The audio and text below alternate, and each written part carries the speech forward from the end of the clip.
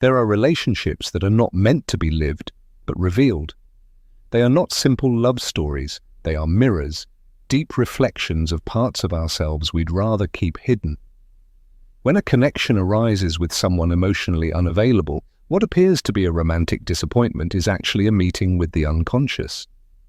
She met him, and something stirred within her. He was reserved, calm, yet impenetrable. He didn't hurt with words, but his distance cut deeper than any offense. And although others advised her to let him go, to find someone more emotionally available, she couldn't, because he wasn't just himself, he was a symbol, a trigger. Who was this woman, a conscious, awakened woman with years of inner growth, capable of deep conversations and open-hearted love? But something in her still responded with anxiety to his coldness. Why? Because this story wasn't about him. It was about her, about an unintegrated part of herself, an inner child still yearning to be validated by someone who couldn't truly see her. From Carl Jung's psychology, we understand that these bonds awaken projections, parts of our unconscious that we unknowingly project onto others. This emotionally unavailable man was the perfect reflection of an ancestral wound, the need for conditional love, the constant search to be enough to be chosen. What if he wasn't meant to love her, but to reveal her? She could have fallen into the trap of drama, of emotional chasing, but she didn't. Instead, she chose to observe herself. Every reaction, every emptiness, every longing. And in that conscious observation, she found a profound truth. This wasn't about fixing the relationship, but healing the root. This video is not a guide to win over a cold man. It is an exploration of how a high-value woman becomes the alchemist of her inner life, how she transforms pain into wisdom, need into autonomy, and waiting into self-choice. And if true love is not begged for, but sustained from within, stay. Because this is not a romantic story, it is a story of deep awakening. A relationship with a cold man is not just a painful experience, it is a psychic revelation. Carl Jung said that everything that is not made conscious appears in our lives as fate. And so, without knowing it, this woman hadn't attracted that man, she had attracted an image, the image of a part of her own shadow. The shadow, in Jungian psychology, represents all that we have repressed, denied, or failed to integrate. And intimate relationships are the perfect ground for that shadow to activate. In this case, the man's coldness was not just a lack of affection, it was a trigger that opened the floodgates of her unconscious. She felt anxious when he didn't respond. Her mind filled with obsessive thoughts. Did I say something wrong? Am I being too intense? What if he's no longer interested? But instead of acting on impulse, she asked herself, what part of me is being touched by this silence? And she found the answer. That silence echoed old memories of exclusion, of feeling unseen, of having to try hard to deserve attention. It wasn't the first time she'd felt this. It was just that now the intensity of the connection had amplified it. Jung also speaks to us of projection, the unconscious act of placing our qualities, needs, or wounds onto another. In this case, she wasn't just projecting her need for love, she was projecting her own undeveloped masculine energy. She saw in him the strength, direction, and emotional independence she had not yet learned to embody within herself. And that's why it hurt so deeply, because instead of seeing him as a limited human being, she saw him as an ideal, as a potential yet to be discovered, as a rough diamond that, given enough love, could shine. This is one of the most common traps, falling in love not with the other person, but with the idea of who they could be, and in that illusion, even a high-value woman can lose herself if she's not conscious. But she began to awaken. She started to understand that the connection was not a mistake. It was a mirror. He wasn't there to be saved, but to teach her something crucial. That what she longed for in him was not hers by right. It was a reflection of what she had yet to awaken within herself. And upon seeing it with this new clarity, she stopped expecting him to fill her emptiness. This is one of Jung's deepest teachings. Everything we seek outside is actually an invitation to look within. That need for closeness wasn't wrong, but it was incomplete. She couldn't depend on someone else choosing her to feel worthy. That was an unconscious way of giving away her power. Thus, the relationship began to lose its romantic tone and took on a sacred one. Each of his silences became a call inward. Each rejection was an opportunity to look at herself with honesty. Each frustrated expectation, a chance to dismantle inherited beliefs that kept her trapped in the idea of not being enough. With this new understanding, the dynamic changed, not because he changed, but because she stopped reacting the way she used to. She allowed herself to feel the pain, but didn't dramatize it. She noticed her impulses to insist, but didn't let herself be carried away by them. She recognized the wound, but didn't hand over the wheel. She understood that being with someone emotionally closed off was not a coincidence, but a profound lesson, an initiatory experience in which the true protagonist wasn't the other, but her own consciousness. It was no longer about repairing the bond, but about deactivating the internal pattern that had led her there. She even realized that many times she had confused intensity with connection, that she had tolerated emotional absences disguised as mystery, that she had called love a constant struggle for attention. That honesty with herself is what set her free, because deep down, what she was really searching for wasn't that man, but a reconnection with her own worth, a validation not born from another's desire, but from an inner certainty. With that clarity, a new strength began to emerge within her. Not a loud strength, but a serene one, not rebellion, but firmness, and she understood something transformative.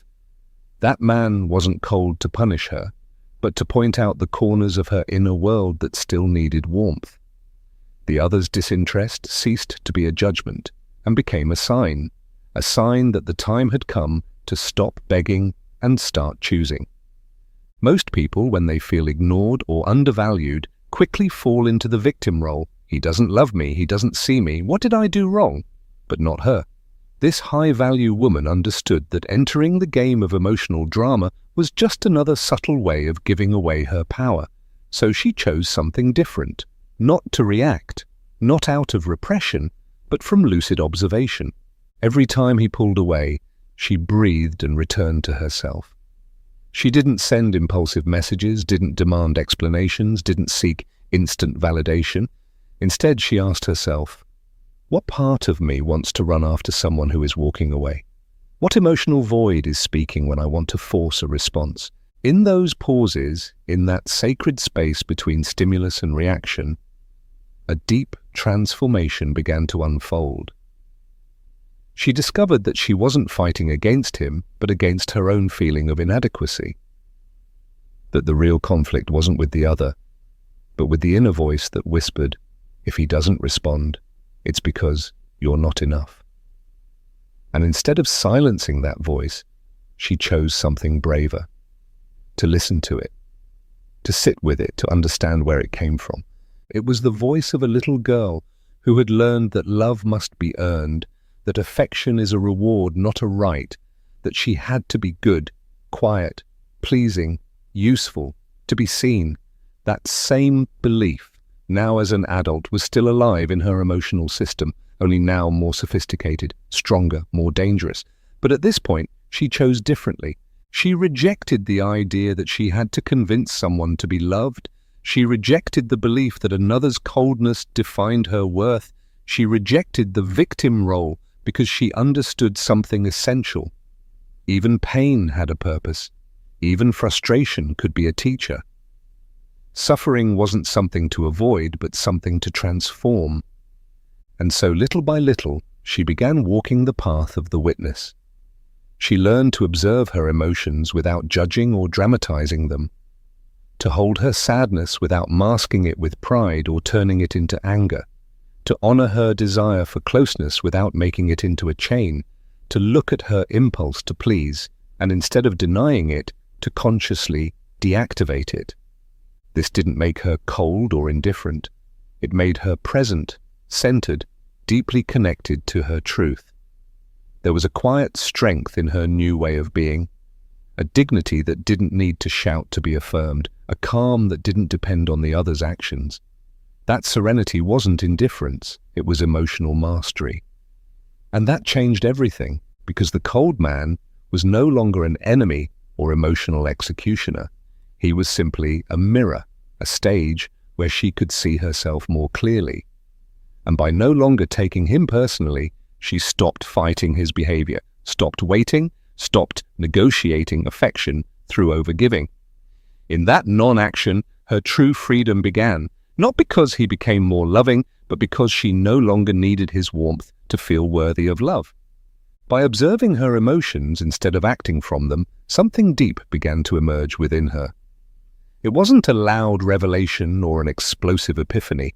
It was a quiet understanding, like a whisper from the soul. Everything she was looking for outside already existed within her. And that's when her transformation began. His silence no longer led her into the abyss. It led her to her center. What she once interpreted as rejection, she now saw as an opportunity to deepen her relationship with herself. That anxious wait for a message became a call to listen to herself, to tend to her need for love, not with anxiety but with presence. Every emotion that used to overwhelm her became a portal, a threshold into her own self. In Jungian psychology, the self is the central core of the psyche, the balance point between the conscious and the unconscious, the totality of being. And to approach it, one must pass through the fragments, the traumas, the patterns, the unresolved desires. That's exactly what this relationship had awakened in her. Not a romantic tale, but an invitation to reunite with her essence. So she stopped seeking strategies. She stopped thinking about how to make him come closer. She no longer analyzed every word, every gesture, every space. She no longer tried to understand him, because she had understood something far more important, that her own energy was too valuable to orbit around an absence. She began to ask herself, what is this bond showing me about myself? What parts of me have I forgotten to inhabit? What have I been giving up out of fear of losing? And the answers came. She had abandoned her creativity, her joy, her body, her friendships. She had shifted her center toward him, not because he demanded it, but because unconsciously she had returned to that old pattern of compensating with affection for what was not reciprocated. But now she was awake. And that awakening didn't mean cutting everything off or ceasing to feel. It meant holding her energy, honoring her dignity, and understanding that giving space wasn't a tactic to provoke interest. It was a sacred act of self-love. She wasn't pushing him away to see if he would return. She was choosing to withdraw emotionally to return to herself. It's easy to confuse silence with disinterest, but for her, silence became a temple, a place to listen, to reorganize her inner world, to reconnect with what truly made her feel alive, her art, her body, her purpose. And there, in the midst of emotional chaos, she began to bloom. She rediscovered passions she had forgotten. She reconnected with her sensuality, not as a tool of seduction, but as an expression of life. She began to write, to create, to move freely. What had once been grief had now become rebirth, and she understood something that changed her way of loving forever. Depending on another's emotional response is a way of giving your soul in exchange for crumbs. And she was no longer willing to do that. Her worth didn't rise or fall based on how much attention she received. She wasn't more deserving because he replied quickly, nor less valuable because he didn't know how to hold her. She was whole, complete. And even if it hurt, she now knew that love not offered freely is not worth chasing. From this awareness, she chose to stop forcing closeness. Not because she no longer felt anything, but because she loved herself enough not to insist on what didn't flow. She chose not to chase, not to beg, not to plead, and that didn't make her cold, it made her sovereign. This inner change was visible.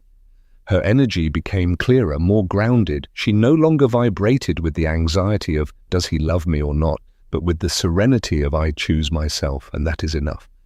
While many around her still believed that maturity meant insisting and having endless conversations, she had come to understand that sometimes the greatest maturity lies in silence, in letting each person meet themselves without pressure, without manipulation, without drama. And if he ever came back, it would be from a different place, not out of obligation, not from guilt, not from fear of losing her, but from true recognition, from a deep resonance. But if he didn't, that was okay too, because she had come back to herself, and that was worth more than any answered message. There is a vast difference between giving space as a strategy and giving space out of self-love.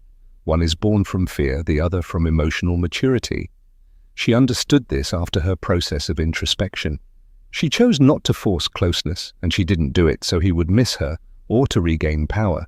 She did it because her inner dignity whispered, "Do not betray yourself for love." For years she had confused presence with worth. She thought that if she just tried a little harder, showed more sweetness, more understanding, more devotion, he would eventually open his heart.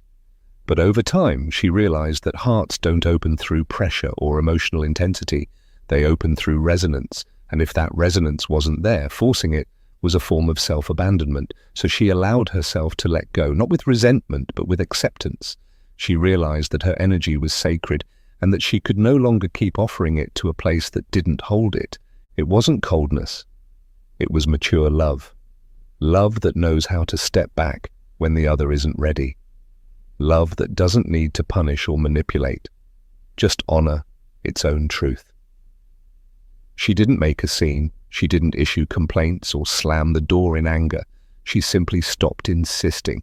And in that silence, without drama, without ultimatums, without bitterness, lived the strength of a woman who no longer needed to convince anyone of her worth. Many people believe that emotional maturity is saying everything, having the final conversation, expressing every feeling. But she had learned that sometimes true maturity is knowing when there's nothing left to say, when words are unnecessary and energy speaks louder. And her energy no longer asked for attention, it asked for peace.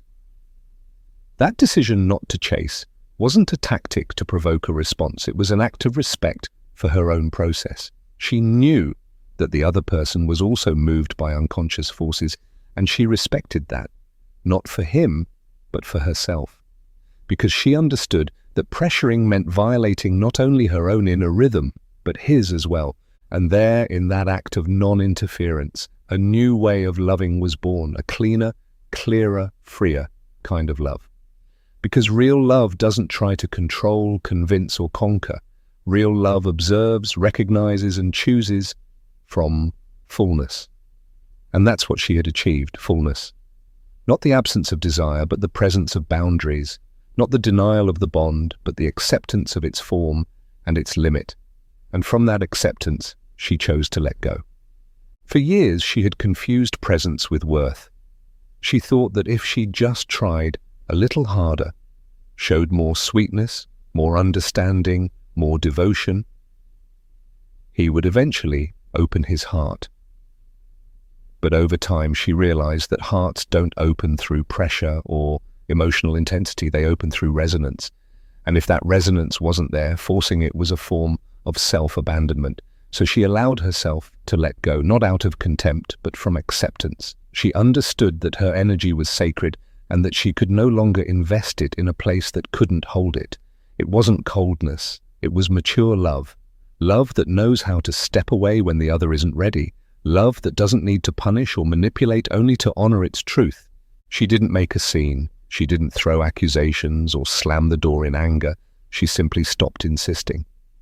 And in that silence, without drama, without ultimatums, without resentment, lived the strength of a woman who no longer needed to convince anyone of her worth. Many people believe emotional maturity means saying everything, having the final conversation, expressing every feeling. But she learned that sometimes true maturity is knowing when there's nothing left to say, when words are unnecessary and energy says it all. And her energy no longer asked for attention, it asked for peace.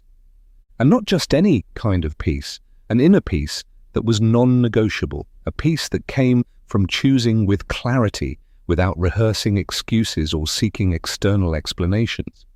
Emotional maturity wasn't about holding back tears. It was about crying them without losing oneself. It wasn't about suppressing desire. It was about recognizing it without submitting to it.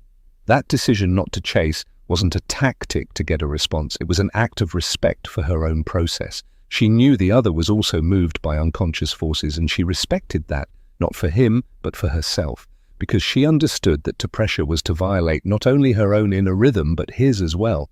And there, in that act of non-interference, a new way of loving was born, a love that was cleaner, clearer, freer, more conscious. Because real love does not try to control, convince, or conquer. Real love observes, recognizes, and chooses from fullness. And that is what she had achieved, fullness. Not the absence of desire, but the presence of boundaries, not the denial of the bond, but the acceptance of its shape and its limits. She understood that not all connections are meant to last, and that honoring that limit was part of respecting life itself. Letting go wasn't a loss, it was a declaration, a radical affirmation of her new identity. She was no longer the woman waiting to be chosen. She was the woman who chose herself, even when that meant walking away. And from that acceptance, she chose to let go, not because she gave up, but because she finally understood that her soul was not made to beg for love, but to expand in freedom. For a long time, she had projected onto men qualities she had not yet cultivated within herself. She admired their confidence, their decisiveness, their clarity of direction. She felt that in the presence of a strong man, she found a kind of containment she didn't know how to give herself. And unknowingly, this placed her in an unequal position, waiting for the other to be what she didn't allow herself to be. Carl Jung called this inner figure the animus, the masculine part of the feminine unconscious, a set of energies that have nothing to do with gender but with psychic functions, firmness, logic, direction, autonomy. And when these qualities are not integrated, they are projected, they are sought outside, idealized. She had done this. She saw in that cold man someone strong, centered, unshakable. She confused his distance with self-control, his lack of response with depth, his ambiguity with mystery. But now she saw him with new eyes. What she admired was not him. It was the part of herself that had not yet awakened. And with that realization, something changed forever. Instead of continuing to hope that he would become the ideal man, she began to become her own center, to develop her inner direction, to stop doubting every step, to make decisions without fear of being wrong, to trust not only her intuition, but also her reason. She stopped looking to him for the stability she could build on her own. Integrating the animus was not a mental process. It meant embodying the qualities she had previously outsourced, taking her planner and organizing her life, choosing where to go without needing anyone's approval, setting boundaries without feeling guilty, speaking clearly without fearing she was too intense or too direct, discovering that her voice could also hold space. And that gave her power back. She no longer idealized. She no longer saw potential where there was only inconsistency. She no longer believed she could heal someone with love, because she now knew love does not save those who do not want to be saved. And that projection is a form of abandonment. Abandoning oneself in order to fill reality with fantasies one is not ready to accept. She remembered how many times she had said, "He has so much inside, he just needs someone to help him open up." Now she heard it as an echo of her former self. Because a woman who has integrated her animus does not rescue. She chooses, and she chooses from reality, not from need. From this new awareness, she began to walk differently, to see differently, no longer from lack, but from sovereignty. She no longer needed him to be the leader, because now she was her own guide. Her presence became firmer, clearer, more complete. This didn't mean she hardened or rejected the masculine. It meant she no longer depended on it to feel it. She had integrated it, she had embodied it. She understood that true containment doesn't come from another body, but from the capacity to hold oneself, to have inner structure. And so, by no longer seeking it outside, she stopped settling for the bare minimum. The animus became an ally, an inner companion that gave her direction, protection, structure. And from there, from this fusion of the feminine and masculine in balance, she could see men without projecting, without demanding, without building illusions. She could see them as they truly were and choose accordingly. She no longer needed to idealize. She no longer needed to fill the gaps in reality with fantasy. And that was freedom. One of the greatest acts of love she learned was to release control. And it wasn't easy because control had been her shield, her way of feeling safe. Since childhood, she had believed that if she anticipated everything, managed every detail, pleased everyone, she could avoid the pain of rejection. But now, in her emotional adulthood, she understood that this need for control was actually a mask for fear. With this man, control didn't work. She couldn't predict him. She couldn't change him. She couldn't bring him closer with affection or push him away with indifference.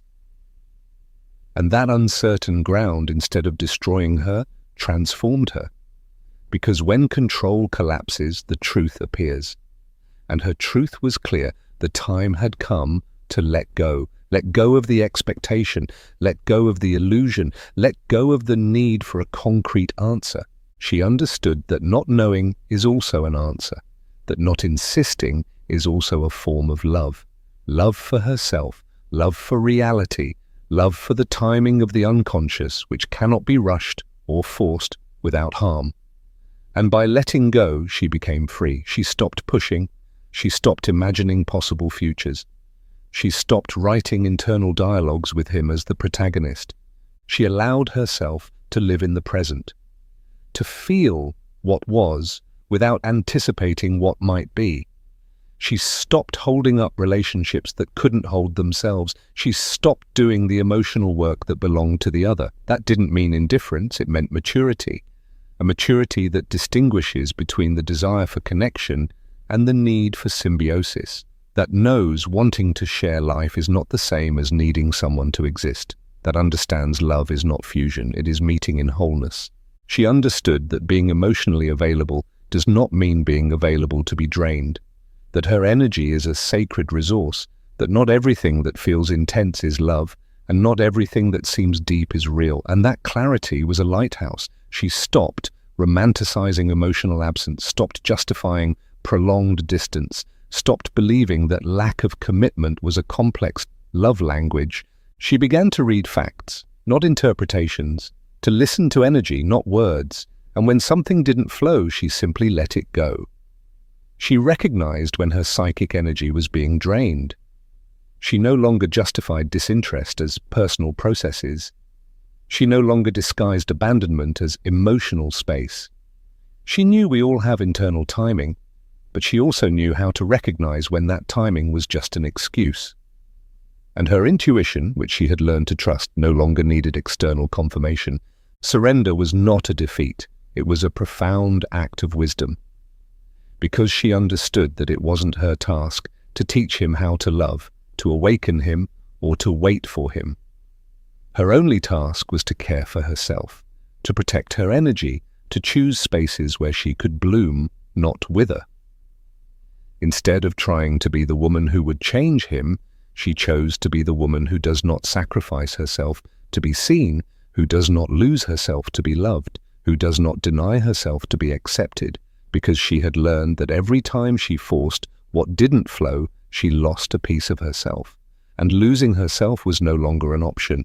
Not all men are ready to hold the emotional depth that a conscious woman embodies, and she understood that, not as judgment, but as acceptance, not as rejection, but as reality.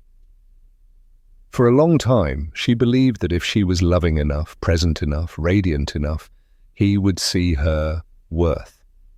But the truth is, not everyone is ready to see.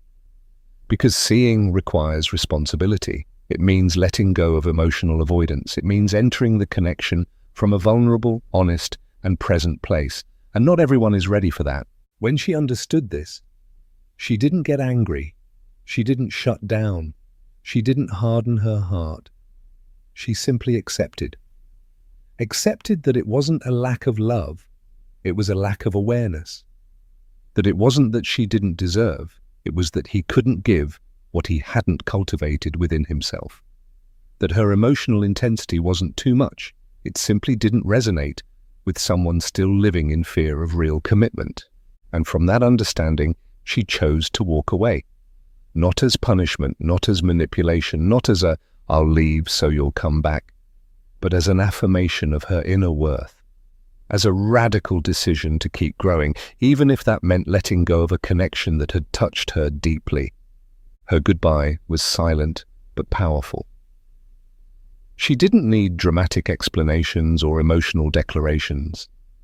She didn't ask for a final conversation. She simply walked away with serenity, because she had realized that true closure isn't given by the other. It comes from the clarity of one's own awareness. And her awareness was clear. This wasn't about him. It was about returning to herself.